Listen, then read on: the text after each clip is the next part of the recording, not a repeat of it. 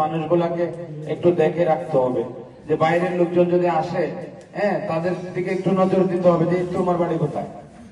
আপনাদের পরিবারের যে সন্তানগুলো এখানে আমার ডান পাশে যারা আছে, এই সন্তানগুলো বেড়ে হচ্ছে, এরা বেড়ে উঠতে তাদের প্রতি আমাদের খেয়াল রাখার দরকার আছে কিনা? তারা যদি সঠিক পরিচর্যায় বেড়ে উঠে তাহলে তারা খুব ভালো ভালো জায়গায় বড় হয়ে বিভিন্ন চেয়ারে গুরুত্বপূর্ণ জায়গায় যাবে। রাজনীতি করুক, ডাক্তারি করুক, মাস্টারি করুক, প্রফেসরি করুক, মসজিদের ইমাম হোক, মাদ্রাসা অথবা যার পেশা যেটাই হোক না কেন, একটা ভালো গুরুত্বপূর্ণ জায়গায় সে যাবে।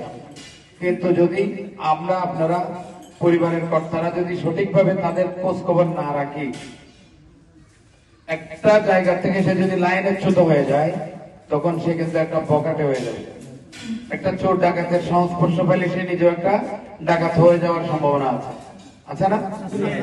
বিভিন্ন গ্রাম অঞ্চলে দেখা যায় যে কোন কাজ কাম নাই, সিএনজি ড্রাইভার, টমটমের ড্রাইভার বয়ে বয়ে অনেক জোয়া করে। অনেক মুরব্বীরাও ভুল করে এগুলো করে না? এই ধরনের এই বিষয়গুলো কি সুন্দর নাকি খারাপ? এই কাজগুলো আমরা বিতাড়িত করতে হবে, বন্ধ করতে হবে। যারা করে তাদেরকে আমরা নিষেধ করব। প্রথম পর্যায়ে যদি না শুনে আমরা প্রয়োজনে তাদেরকে ওয়ার্নিং দেবো, আমাদের মাধ্যমে দিবেন, পরবর্তীতে প্রয়োজনে আইনের আওতায় আনবেন। আমাদেরকে বললে আমরা এটা ব্যবস্থা নেব। তা আমি আসছি 18 দিন 20 দিন, তা এই 20 দিনে কি আমি কি সবাইকে চিনি?